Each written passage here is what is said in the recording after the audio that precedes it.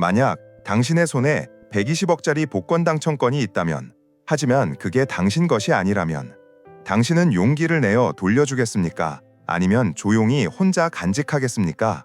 오늘 이야기는 가난한 복권 판매원에 대한 이야기도, 한낮의 뜨거운 태양 아래 낯선 사람을 도운 한 사무실 여성에 대한 이야기도 아닙니다.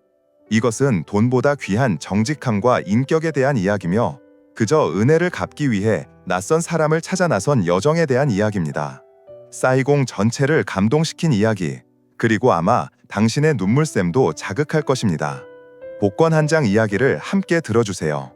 어떤 사람들은 사이공은 절대 잠들지 않는다고 말합니다. 아마 그들이 옳을 것입니다. 하지만 사이공에도 고요한 순간이 있습니다. 흥청거리던 밤이 끝나고 새로운 하루가 아직 시작되지 않은 그 미묘한 순간입니다. 그 고요함 속에서 주의 깊게 들으면 도시의 숨결을 느낄 수 있습니다. 굉음을 내는 엔진 소리가 아니라 삶의 무게에 몸부림치는 사람들의 소리, 아직 이루지 못한 꿈의 속삭임, 그리고 세월의 흐름에 따라 묵묵히 쌓여온 고통의 메아리입니다. 8군 깊숙한 곳에 자리한 작은 골목에는 그런 고통이 매일 아침 소리 없이, 하지만 어떤 감각으로 울려 퍼집니다. 그것은 람이라는 이름의 한 남성에게 가장 정확하면서도 가장 잔인한 알람 시계입니다. 새벽 4시, 살점이 떨어져 나간 왼쪽 다리에서 고통이 시작됩니다.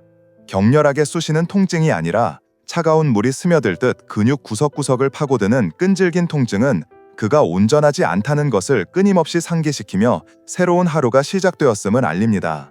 그는 낡은 돗자리에 조용히 누워 눈을 감고 고통을 견뎌냅니다. 10여 년이 넘도록 그는 신음하지 않는 법을 배웠습니다. 이 통증을 삶에 떼래야 뗄 수 없는 일부로 받아들이고 친구처럼 대하게 되었습니다. 몸이 익숙해질 때까지 몇 분이 지나고 나서야 람 아저씨는 천천히 몸을 일으킵니다. 모든 동작이 조심스럽고 느립니다. 10제곱미터도 채 되지 않는 습하고 작은 월세방에는 맞은편 집 벽이 보이는 작은 창문 하나가 전부입니다. 그의 재산은 많지 않습니다. 접이식 침대 하나, 흔들거리는 작은 나무 탁자, 줄에 걸린 몇 벌의 옷이 전부입니다. 하지만 모든 것이 깔끔하게 정리되어 있습니다. 가난은 많은 것을 빼앗아갈 수 있지만 굳건히 지키려 한다면 사람의 존엄성은 빼앗을 수 없습니다. 람 아저씨가 가장 먼저 하는 일은 몸을 씻는 것이 아닙니다. 그는 목발을 짚고 방 한쪽 구석에 있는 손수 만든 작은 제단으로 향합니다. 그 위에는 돌아가신 아내의 영정사진이 놓여 있고 바나나 몇 개나 람부탄 몇 개일지라도 항상 작은 과일, 접시가 놓여 있습니다. 그는 떨리는 손으로 향을 피우고 두 손을 모아 눈을 감습니다. 얇은 향연기가 피어오르며 오직 그와 사진 속 아내만이 들을 수 있는 속삭임을 전합니다. 여보, 또 새로운 하루가 밝았어. 어젯밤에는 다리가 아프더니 아무래도 날이 바뀔 건가 봐. 당신은 거기서 춥지 않아? 나는 잘 지내고 있으니 걱정 마. 또 장사하러 가야지. 오늘 장사가 잘 되어서 착하고 좋은 사람들 많이 만나게 해줘. 말썽 피우는 애들은 만나지 않게 해줘. 나도 늙어서 그 애들을 쫓아다닐 수가 없어. 그는 한참 동안 그 자리에 서서 향연기가 그리움을 싣고 날아가게 둡니다. 건강했을 적 아내가 게으름을 피우는 그를 보며 귀를 잡아당기며 일할 생각 안 하고 있으면 우리 굶어 죽어 하고 웃으며 말하던 옛 기억이 떠오릅니다. 이제 그는 그 잔소리를 단 한 번만이라도 다시 들을 수 있다면 더 이상 바랄 것이 없다고 생각합니다. 하지만 남은 것은 고요함과 눈가를 시큰하게 하는 향연기뿐입니다. 아내와의 대화를 마친 후에야 람 아저씨는 긴 하루를 시작할 준비를 합니다. 그의 아침 식사는 어젯밤 친절한 이웃이 준 빵 한 조각입니다. 그는 작은 나무 탁자에 앉아 빵 조각을 조금씩 떼어 천천히 먹습니다. 빵의 달콤한 맛, 씁쓸한 맛을 음미하듯 꼼꼼하게 씹습니다. 그에게는 배불리 먹는 것만으로도 행운입니다. 한편 도시의 다른 한쪽, 중산층을 위한 아파트 건물에서는 또 다른 세상이 돌아가고 있습니다. 26세의 회계사 안은 이미 5시에 잠자리에서 일어났습니다. 그녀는 일출을 보거나 커피 한 잔을 즐길 여유가 없습니다. 서둘러 아침 식사와 점심 도시락을 준비해야 합니다. 한 끼 외식을 아끼면 가족에게 보낼 돈이 조금이라도 더 생기기 때문입니다. 아내 휴대전화 화면이 밝아집니다. 고향에 있는 어머니가 영상통화를 겁니다. 아는 서둘러 머리를 정돈하고 밝게 웃으며 전화를 받습니다. 여보세요, 엄마. 저 아니에요. 화면 너머에는 자애롭지만 주름진 어머니의 얼굴이 보입니다. 아니구나. 그렇게 일찍 일어났니? 아침은 먹었고? 네, 먹었어요. 지금 출근 준비하고 있어요. 집은 다들 잘 지내고 있죠? 아빠는 허리 통증 좀 나아지셨어요? 티는 요즘 공부는 어때요? 아는 사이공에서의 삶이 온통 장밋빛인 것처럼 즐거운 목소리로 묻습니다. 어머니는 한숨을 쉽니다. 아빠는 여전하시다. 날씨가 바뀌면 또 아파하시고. 티는 등록금을 내야 하는데 올해는 벼농사가 엉망이라서 부엌 뒤쪽 지붕도 비가 많이 와서 물이 똑똑 떨어지고. 그 말을 듣는 순간 아내 마음은 아파왔지만 그녀는 애써 웃음을 유지합니다. 엄마, 걱정 마세요.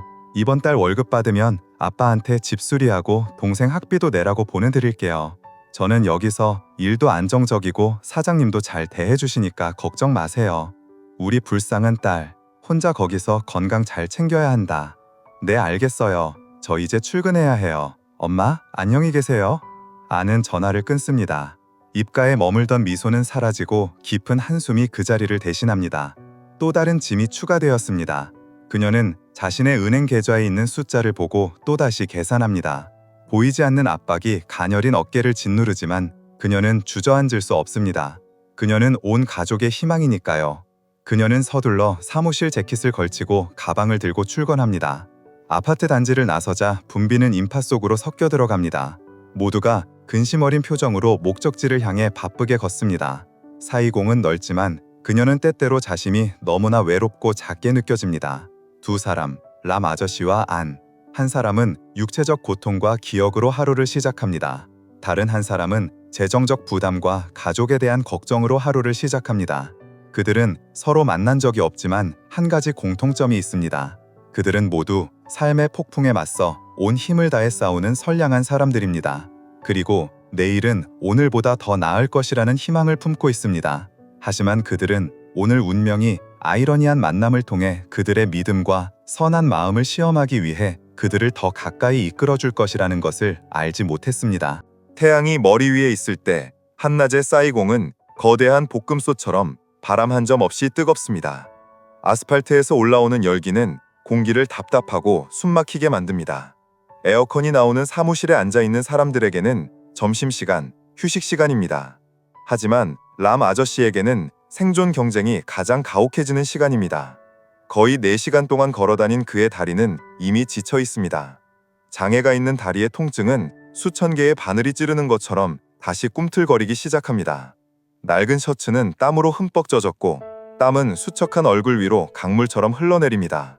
그는 큰 사무실 건물 앞에 늙은 나무 밑으로 가서 뜨거운 시멘트 계단에 털썩 주저앉습니다. 그는 헐떡이며 땀으로 얼룩진 손수건으로 땀을 닦고 거의 비어가는 물통의 물을 꿀꺽꿀꺽 마십니다. 그는 손에 든 복권 더미를 바라봅니다. 절반밖에 팔지 못했습니다. 그의 마음은 조금 조급해집니다. 그는 잠시 더 앉아 있다가 점심시간에 사무실 사람들이 오가면서 몇 장이라도 더 사주기를 바랄 뿐입니다. 피곤함에 눈을 감고 있던 그에게 시끄러운 웃음소리가 들려와 그의 얼마 안 되는 평화를 깨트립니다. 근처의 고급 카페에서 4~5명의 젊은이들이 쏟아져 나옵니다. 그들의 모습은 예전에 그의 아들 또래쯤 되어 보였습니다.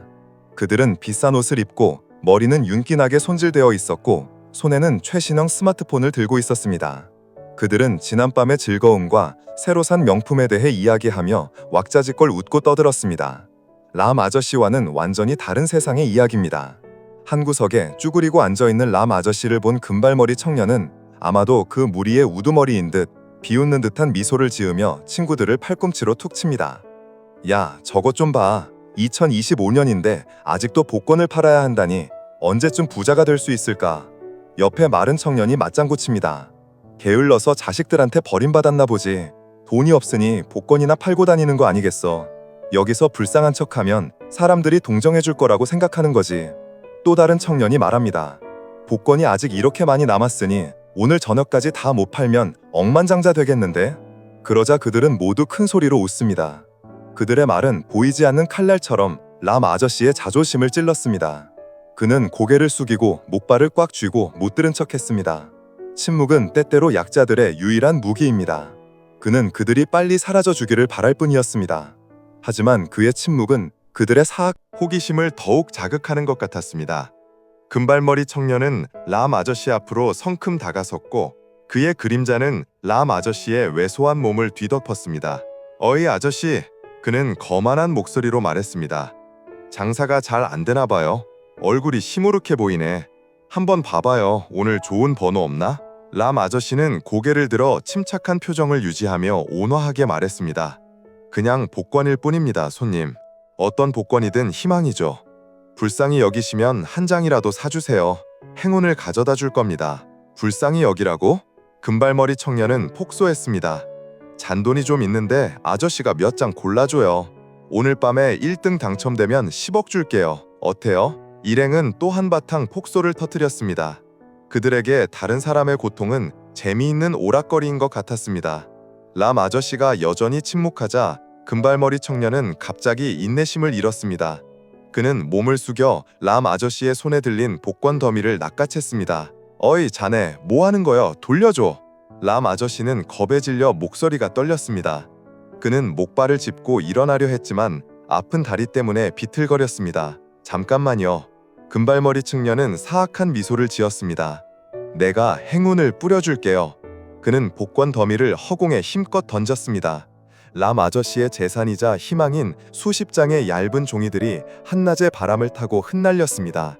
그것들은 공중에서 회전하며 바닥으로 떨어졌습니다. 어떤 것은 보도에 떨어졌고 어떤 것은 도로로 날아가 바퀴에 밟혔으며 어떤 것은 불행하게도 더러운 하수도 웅덩이에 빠져들었습니다. 자, 행운이 길에 가득하네. 줍고 싶은 사람은 주어라. 하하하. 그들은 사악하게 웃은 뒤 마치 큰 승리를 거둔 것처럼 거만하게 사라졌습니다. 람 아저씨는 계단에 멍하니 앉아 있었습니다. 눈앞의 모든 것이 흐릿해졌습니다. 귀는 멍해져서 더 이상 찻소리도 들리지 않았습니다. 그는 그저 자신의 희망인 복권들이 짓밟히고 더러워지는 것을 보았습니다. 아팠습니다. 장애가 있는 다리보다 더 아팠습니다. 그것은 짓밟힌 존엄성의 고통이었습니다. 햇볕에 그을린 그의 얼굴에 눈물이 흘러내리기 시작했습니다. 그는 떨리는 손으로 목발을 짚고 겨우 몸을 일으켰습니다. 그는 그것들을 다시 주어야 했습니다. 찢어지고 더러워졌더라도 그것은 그의 것이었고 그의 땀방울이었으니까요. 바로 그때 늦은 점심을 마치고 건물에서 나오던 안이 모든 광경을 목격했습니다. 금발머리 청년이 복권을 낚아채는 순간부터 말입니다. 그녀의 마음속에 전례 없는 분노가 끓어올랐습니다. 그녀는 그 비인간적인 녀석들에게 소리 지르고 싶었습니다. 하지만 람 아저씨의 초라하고 외로운 모습이 절망에 빠진 채 복권 한 장 한 장을 줍기 위해 애쓰는 것을 보자 그녀의 분노는 무한한 동정심으로 변했습니다. 주저없이 안은 서둘러 다가갔습니다. 그녀는 핸드백을 계단에 내려놓고 람 아저씨 옆에 털썩 주저앉았습니다. 아저씨, 제가 도와드릴게요. 안의 부드럽고 따뜻한 목소리는 모욕감으로 메말라 있던 람 아저씨의 마음에 시원한 물줄기를 부어주는 것 같았습니다. 그는 고개를 들어 깔끔한 사무복을 입은 젊은 여성이 더러운 보도에 주저앉아 주저함 없이 복권 한 장 한 장을 주어주는 것을 보았습니다. 안은 마른 복권들을 먼저 줍고 하수도 웅덩이에 빠진 것들도 조심스럽게 건져냈습니다. 그녀는 가방에서 물티슈를 꺼내 조심스럽게 얼룩을 닦아내고 복권을 다시 펴려고 애썼습니다. 람 아저씨는 그의 행동을 바라보며 입술을 달싹였지만 말이 나오지 않았습니다. 고마워요. 정말 고마워요. 잠시 후 모든 복권이 수거되었습니다. 하지만 그 모습은 처참했습니다. 어떤 것은 구겨졌고 어떤 것은 얼룩졌으며 어떤 것은 완전히 젖었습니다. 람 아저씨는 그것들을 보며 절망에 빠졌습니다. 이 복권들은 아마 아무도 사지 않을 것입니다. 안은 그의 생각을 읽은 듯 했습니다. 그녀는 그를 바라보며 말했습니다. 아저씨, 이 복권 전부 저한테 파세요. 람 아저씨는 깜짝 놀라 서둘러 손을 내저었습니다. 안 돼요, 아가씨, 안 돼요. 이렇게 젖고 구겨졌는데 혹시 당첨되더라도 찢어져서 돈을 못 받을 수도 있어요. 이렇게는 팔 수 없어요. 그러면 아가씨한테 죄를 짓는 거예요. 안은 진심으로 미소 지었습니다. 괜찮아요, 아저씨. 저는 그냥 아저씨를 도와드리고 싶을 뿐이에요. 저를 믿으세요. 당첨 여부는 중요하지 않아요. 전부 얼마인지 세어보세요. 제가 돈 드릴게요. 아가씨의 말을 들은 람 아저씨는 더 이상 그녀의 친절을 거절할 수 없었습니다. 그는 떨리는 손으로 복권을 세었습니다. 모두 14장이고 14만 동이에요, 아가씨. 아는 고개를 끄덕였습니다. 그녀는 지갑을 열었습니다. 지갑에는 50만 동 지폐 한 장과 얼마 안 되는 잔돈이 전부였습니다. 그녀는 주저없이 유일한 50만 동 지폐를 꺼내 람 아저씨에게 건넸습니다. 여기요, 아저씨. 람 아저씨는 당황하며 돈을 받아 거스름돈을 찾으려 했습니다. 잠깐만요, 아가씨. 거스름돈 드릴게요. 아저씨, 괜찮아요. 아는 그의 굳은 손을 부드럽게 잡으며 말렸습니다. 남은 돈은 아저씨가 물이라도 사 마시고 잠시 쉬는 데 쓰세요. 기분 좋게 받아주세요. 그는 그의 손에 지폐를 쥐어주고는 구겨진 복권 더미를 들고 환하게 웃었습니다. 오후에 장사 잘 되시길 바랄게요.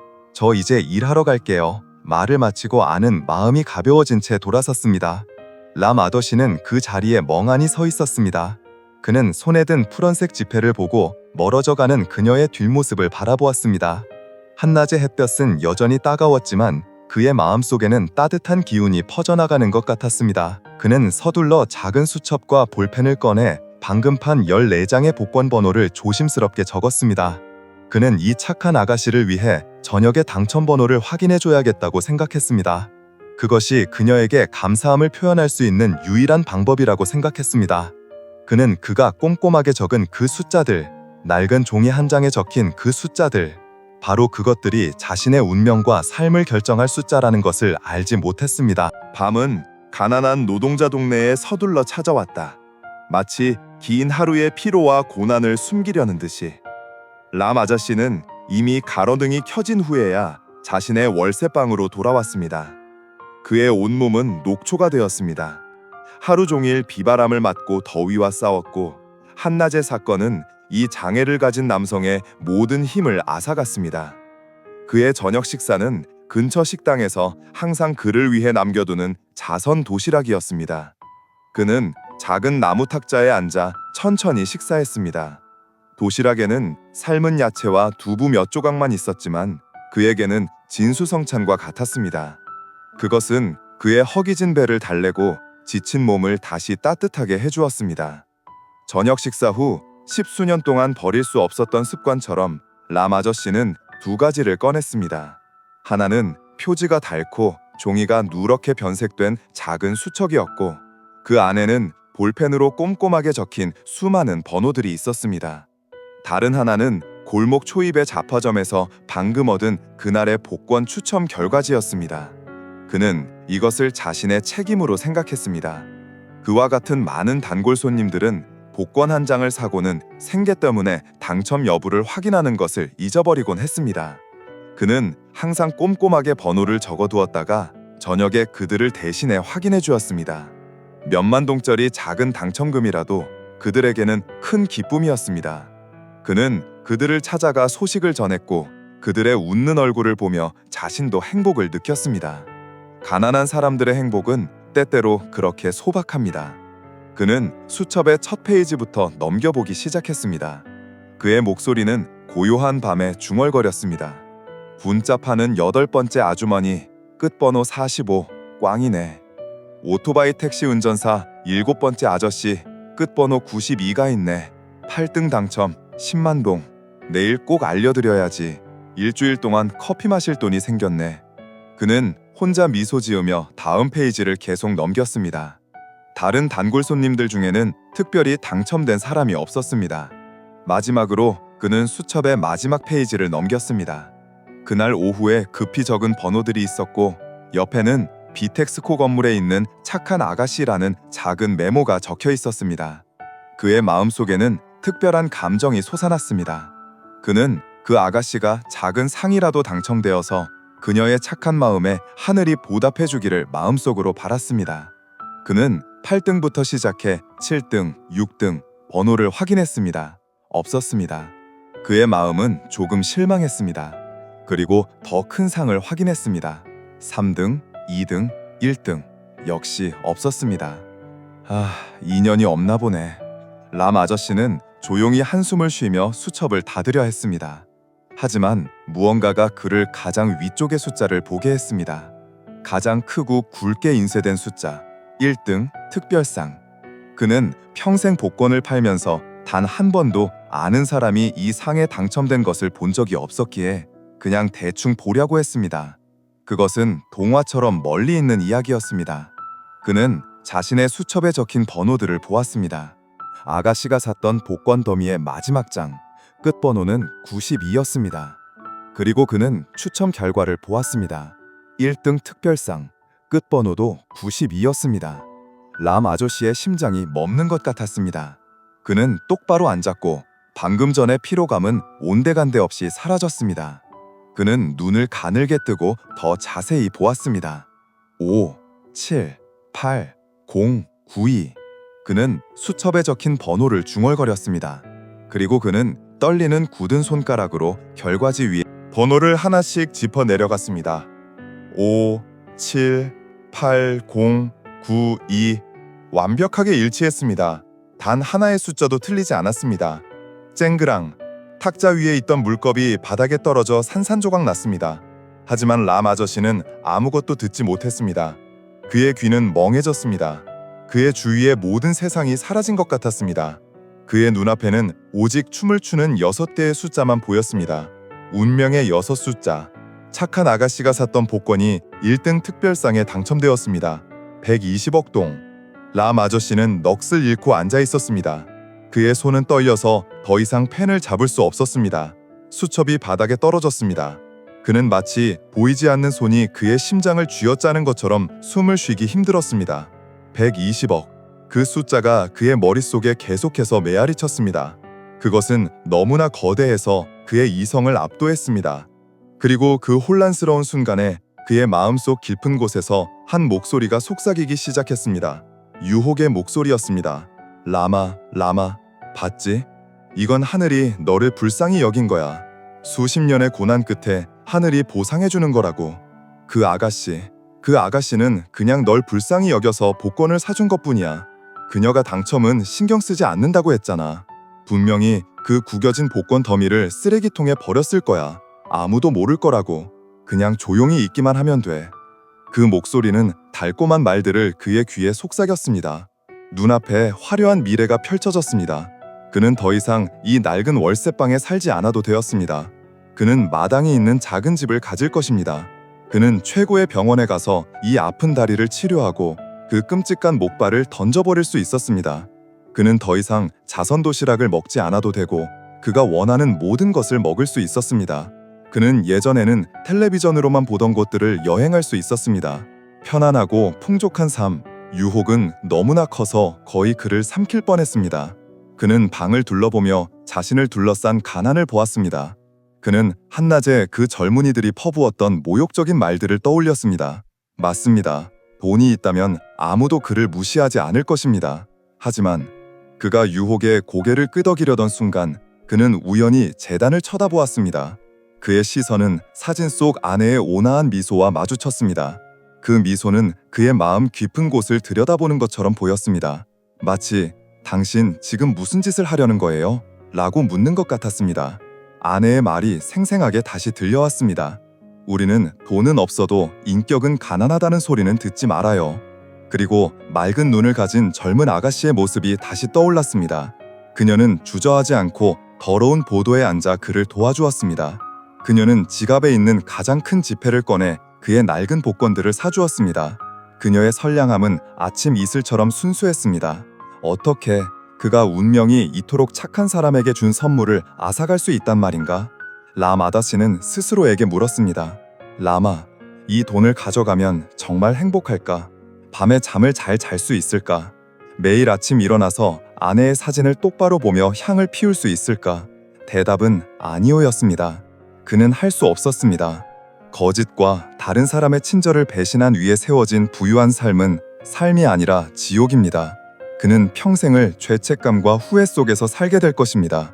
격렬했던 내면의 싸움은 마침내 끝이 났습니다. 선량함이 승리했습니다. 라마자씨의 몸의 떨림은 가라앉았습니다. 그의 숨결은 다시 평온해졌습니다. 그는 몸을 숙여 수첩을 주었습니다. 그의 눈은 더 이상 혼란스럽지 않았고 대신 이상하리 많지 굳은 의지가 빛났습니다. 그는 단호하고 강하게 볼펜을 쥐고 당첨번호에 동그라미를 쳤습니다. 그리고 그 옆에 뚜렷하고 정성스럽게 한 문장을 적었습니다. 착한 아가씨를 찾아서 돌려줘야 한다. 그 문장을 쓰고 나서야 람 아저씨는 마음속에 거대한 바위가 사라진 것처럼 가벼워졌습니다. 그는 더 이상 120억에 대해 생각하지 않았습니다. 그의 머릿속에는 오직 한 가지 계획만 있었습니다.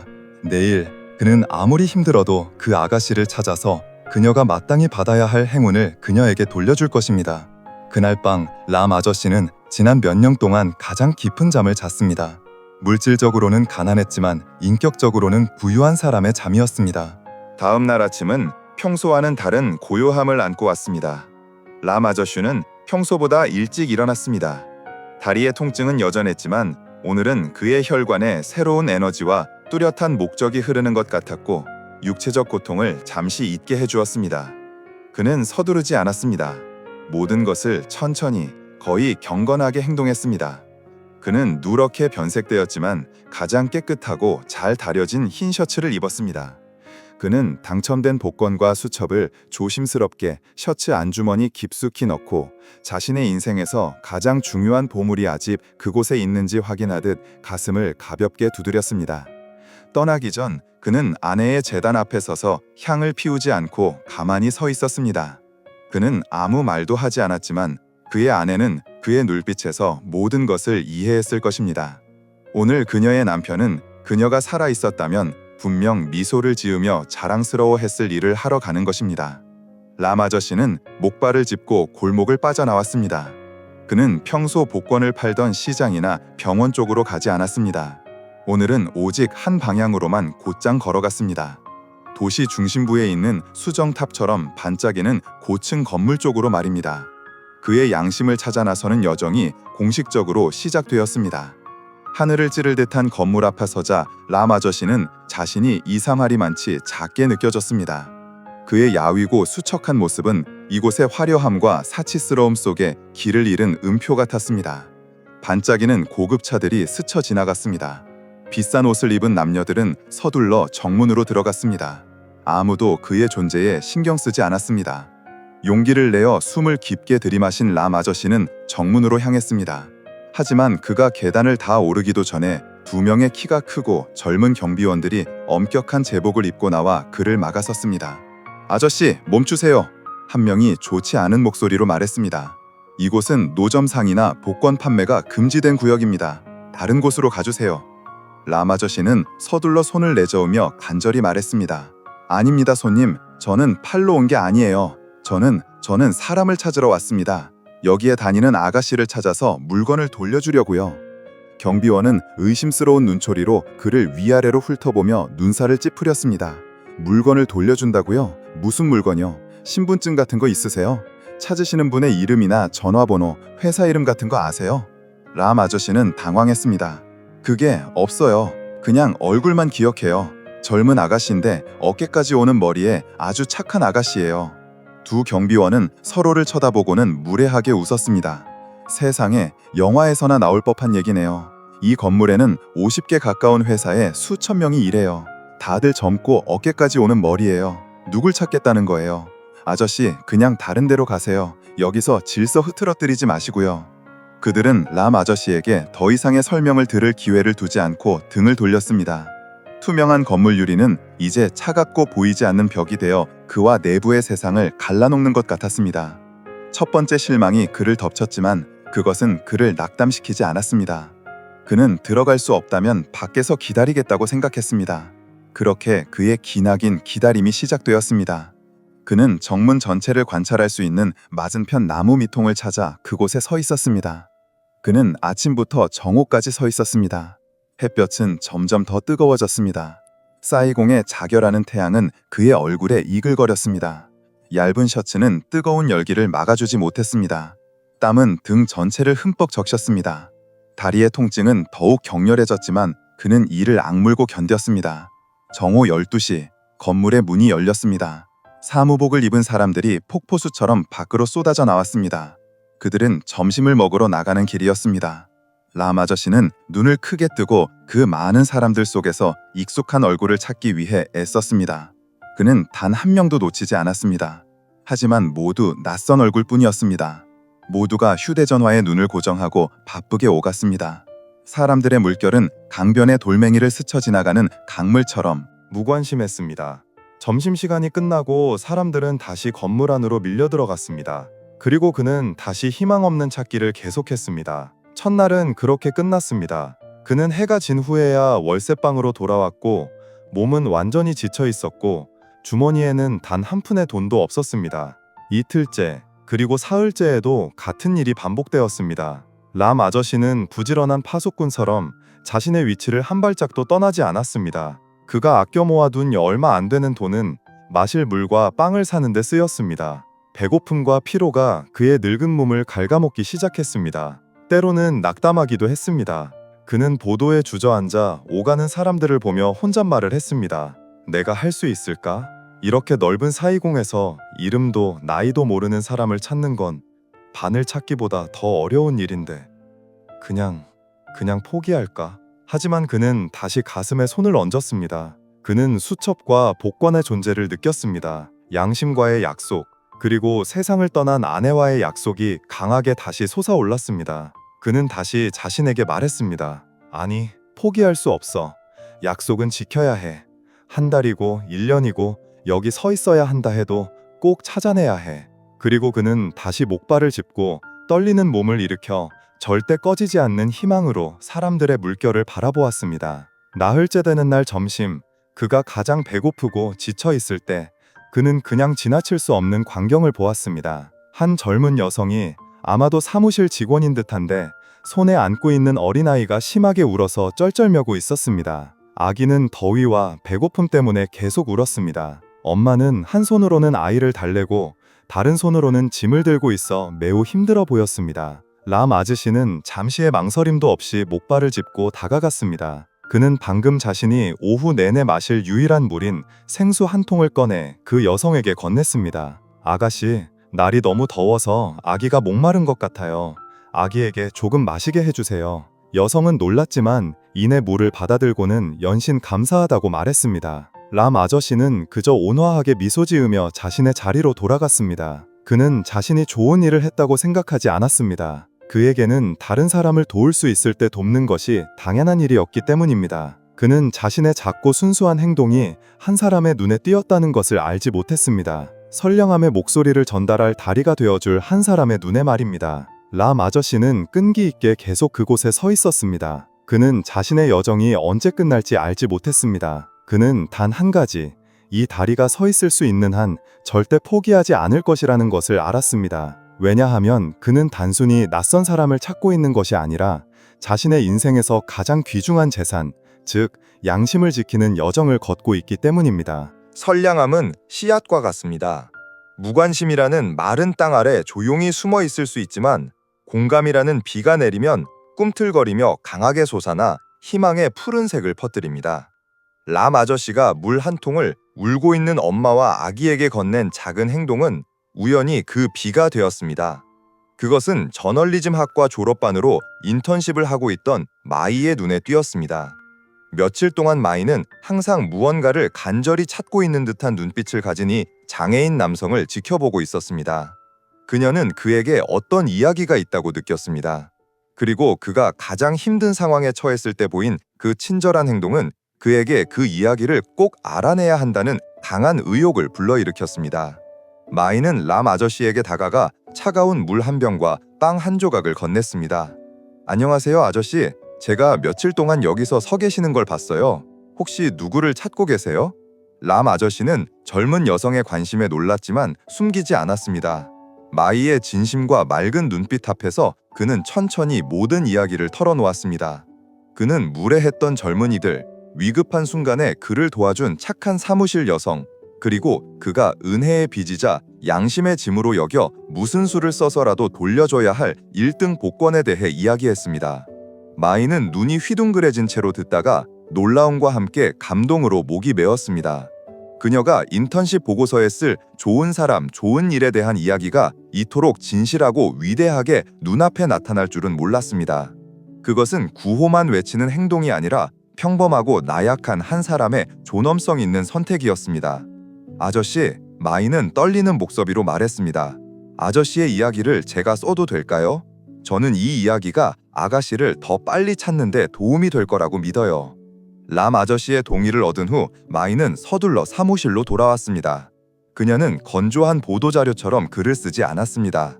그녀는 자신의 모든 감정과 존경심을 한 글자 한 글자에 쏟아부었습니다. 그녀는 람 아저씨의 수척한 모습과 굳은 눈빛을 묘사하고 정직함에 대한 영웅담처럼 그의 나흘간의 고된 여정을 이야기했습니다. 그녀는 가슴 아픈 질문으로 기사를 마무리했습니다. 화려한 사이공에서 그 착한 아가씨는 어디에 있을까요? 그리고 우리 모두가 이 선량한 남성이 그의 염원을 이룰 수 있도록 함께 도울 수 있을까요? 그날 저녁 그녀가 인턴으로 일하는 온라인 뉴스 사이트에 다음과 같은 제목의 기사가 올라왔습니다. 오늘의 사이공, 장애를 가진 남성과 120억짜리 복권을 돌려주기 위해 4일간 낯선 사람을 찾아 나선 여정. 그리고 진정한 폭풍이 시작되었습니다. 하늘의 폭풍이 아니라 사람들의 마음속에 있는 폭풍이었습니다. 기사는 빛의 속도로 퍼져나갔습니다. 수천 그리고 수만 건의 공유가 이루어졌습니다. 주요 소셜미디어 플랫폼들도 일제히 기사를 링크했습니다. 댓글창은 폭발했습니다. 한 사람은 이렇게 썼습니다. 이 이야기를 읽고 울었습니다. 삶에 부정적인 일이 너무나 많지만 아저씨처럼 황금 같은 인격을 가진 사람들이 아직 있습니다. 정말 존경합니다. 다른 사람은 이렇게 댓글을 달았습니다. 120억, 한 사람의 인생을 통째로 바꿀 수 있는 돈. 그런데도 아저씨는 마음의 평화를 선택했네요. 아저씨가 진정으로 가장 부유한 사람입니다. 일부 댓글은 젊은이들에게 분노를 표했습니다. 아저씨를 괴롭혔던 놈들을 찾아내야 합니다. 선량함은 보호받아야 하고 악은 규탄받아야 합니다. 그리고 가장 중요한 것은 수백 명의 사람들이 자발적으로 돕겠다고 나섰다는 것입니다.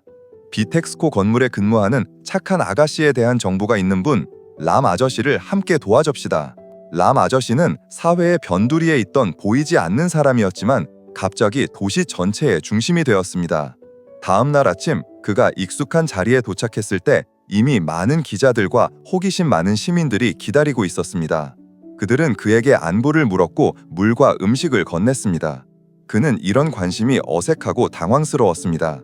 그에게는 오직 한 가지, 단순하고도 불타는 소망만이 있었습니다. 그 아가씨를 찾는 것. 한 사람의 선량함의 목소리는 이제 한 공동체 전체의 목소리가 되었고 그것을 가장 들어야 할 사람의 귀에 전달될 것입니다. 아는 자신과 관련된 폭풍이 밖에서 일어나고 있다는 사실을 전혀 알지 못했습니다. 그녀는 여전히 월말 보고서에 정신이 없었고 머리는 팽팽한 활시위처럼 긴장되어 있었습니다. 그날 샀던 구겨진 복권 더미는 집에 돌아와서 낡은 수첩에 끼워 넣었고 그 후로는 완전히 잊고 지냈습니다. 그녀에게 그것은 그저 한 사람을 도운 행동, 스쳐 지나가는 기억일 뿐이었습니다. 그날 점심시간에 옆자리에 앉은 동료가 갑자기 소리를 지르더니 믿을 수 없다는 눈빛으로 안을 쳐다보았습니다. 안, 세상에, 혹시 이 기사의 아가씨가 너야? 안은 놀라서 말했습니다. 무슨 기사요, 언니? 동료는 서둘러 컴퓨터 화면을 안에게 돌렸습니다. 이거 봐, 아침부터 가장 뜨거운 기사야. 읽어봐. 안은 눈을 가늘게 뜨고 화면을 보았습니다. 기사 제목이 그녀의 눈에 들어왔습니다. 120억 복권을 돌려주기 위해 4일간 낯선 사람을 찾아 나선 여정. 안의 심장이 쿵 내려앉았습니다. 그녀는 계속 읽었습니다. 기사는 장애를 가진 복권 판매원 아저씨에 대해 비텍스코 건물 근처에서 한 무리의 젊은이들에게 괴롭힘을 당했고 착한 사무실 여성이 도와주어 망가진 복권 더미 전체를 사주었다는 내용이었습니다. 그날 한낮의 모든 기억이 생생하게 되살아났습니다. 안은 기사 속 사진의 주인공이 온화하고 수척한 눈빛을 가진 람 아저씨라는 것을 알아차렸습니다. 그리고 그녀는 가장 중요한 부분을 읽었습니다. 1등 특별상에 당첨된 복권, 그리고 그 아저씨가 그녀를 찾아서 복권을 돌려주기 위해 4일 내내 햇볕을 쬐고 비를 맞고 배고픔과 싸웠다는 내용이었습니다. 안은 머릿속은 텅 비었습니다. 그녀의 귀는 멍해졌습니다. 120억. 그녀는 감히 상상조차 해본 적 없는 금액이었습니다. 하지만 그녀를 멍하게 만든 것, 그리고 눈물이 흐르게 한 것은 그 돈이 아니었습니다. 바로 람 아저씨의 마음이었습니다. 그는 그렇게 가난했고 그렇게 힘들었습니다. 그는 그저 침묵하기만 했다면 그의 인생 전체를 바꿀 수 있었을 것입니다. 하지만 그는 그렇게 하지 않았습니다. 그는 선량함을 지키고 있지도 않은 은혜의 빚을 갚기 위해 가장 험난한 길을 선택했습니다. 안은 동료들이 놀라는 가운데 자신의 책상에서 울음을 터뜨렸습니다. 그녀는 감동과 존경심, 그리고 자신에 대한 부끄러움 때문에 울었습니다. 그녀는 자신의 행동을 잊고 지냈는데 도움을 받은 사람은 그것을 가슴에 새기고 자신의 인격 전체를 걸고 보답하려고 했습니다. 동료들의 도움으로 안은 즉시 기사를 처음 올렸던 신문사에 연락했습니다. 그리고 1시간 후 싸이공 전체가 기다리던 재회가 성사되었습니다. 만남의 장소는 작은 카페였습니다. 그곳에는 람 아저씨가 기자 학생과 몇몇 사람들에게 보살핌을 받고 있었습니다. 안이 들어오자 모든 시선이 그녀에게로 향했습니다. 카페 안은 조용해졌습니다. 람 아저씨는 의자에 앉아 있었는데 며칠 전보다 더 야위고 얼굴이 검게 그을려 있었지만 그의 눈은 밝게 빛나고 있었습니다. 안을 보자 그는 떨리는 손으로 탁자를 짚고 일어서려 했습니다. 안은 서둘러 다가갔고 그가 일어서지 못하게 했습니다. 그녀는 그의 옆에 앉았고 그녀의 눈도 붉게 물들었습니다. 모든 사람들이 지켜보는 가운데 람 아저씨는 떨리는 손으로 낡은 수첩과 조심스럽게 싸놓은 복권 한 장을 셔츠 안주머니에서 꺼냈습니다. 그는 그것을 정중하게 탁자 위에 놓고 안에게 밀어주었습니다. 아가씨, 여기 있습니다. 그의 목소리는 먹먹했습니다. 제가 며칠 동안 아가씨를 찾았어요. 다행이다. 드디어 아가씨를 찾았네요. 제 양심과의 약속을 지켰어요. 안은 복권을 보았다가 다시 람 아저씨를 보았습니다. 그녀는 그것을 잡지 않았습니다. 대신 그녀는 모든 사람을 놀라게 하는 행동을 했습니다. 그녀는 자리에서 일어나 그의 앞에서 허리를 굽혔습니다. 가장 깊은 존경심을 담은 인사였습니다. 아저씨, 안은 흐느꼈습니다. 고맙다고 말해야 할 사람은 바로 저예요. 아저씨는 저에게 행운만을 두신 것이 아니라 저와 모든 사람에게 인격에 대한 값진 교훈을 가르쳐 주셨어요. 아저씨의 마음은 세상의 어떤 1등 복권보다 더 소중합니다. 람 아저씨는 당황하며 그녀를 일으키려 했습니다. 아가씨, 이러지 마세요. 제가 감히... 하지만 안은 그 자세를 유지했습니다. 그 순간 나이와 지위의 경계는 사라졌습니다. 오직 황금 같은 마음을 가진 한 사람이 다른 친절한 마음에 고개를 숙이고 있었습니다. 카페 전체가 우레와 같은 박수 소리로 터져나왔습니다. 많은 사람들이 눈물을 참지 못했습니다. 선량함은 마침내 선량함을 찾아왔습니다. 람 아저씨와 아내의 이야기는 단순히 스쳐 지나가는 언론 현상이 아니었습니다. 그것은 사회의 좋은 점에 대한 믿음을 퍼뜨리고 불을 붙인 따뜻한 불꽃이 되었습니다. 당첨금을 수령한 후 안은 믿기지 않는 숫자가 적힌 수표를 들고 자신의 월세방으로 돌아왔습니다. 그녀가 가장 먼저 한 일은 부모님께 전화하는 것이었습니다. 소식을 들은 부모님은 놀랐다가 이내 행복에 벅차올랐습니다. 하지만 기쁨에 찬 어머니는 안이 절대 잊지 못할 한마디를 해주셨습니다. 얘야, 이건 하늘이 주신 복이야. 하지만 이 복은 그분의 은혜 덕분에 너에게 온 거란다. 람 아저씨의 마음에 부끄럽지 않게 살아야 한다. 그리고 안은 그대로 했습니다. 그녀가 가장 먼저 한 일은 자신만을 위한 것이 아니었습니다. 그녀는 람 아저씨를 찾아갔습니다. 그녀는 당첨금의 일부로 아저씨에게 작은 복권 판매점을 차려드리고 싶다고 말했습니다. 처음에는 람 아저씨가 단호하게 거절했습니다. 가난한 사람의 자존심은 그토록 큰 선물을 받을 수 없었습니다. 그는 복권을 돌려주는 것은 제가 당연히 해야 할 일이었어요. 아가씨의 돈을 받을 수는 없어요. 라고 말했습니다. 하지만 안은 끈기 있게 설득했습니다. 그녀는 말했습니다. 이건 제가 아저씨께 드리는 게 아니에요. 아저씨와 함께 사업을 하고 싶어요. 아저씨의 정직함과 신뢰는 자본보다 훨씬 더 귀한 것이에요.